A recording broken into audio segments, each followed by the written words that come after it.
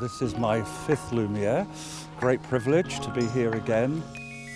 I'm a part-time builder, part-time light artist, and I just look forward to these moments where art just takes over.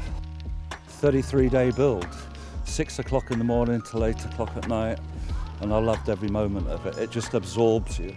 And then that introduction of the community engagement with all the kids, with another 120 mini diamonds.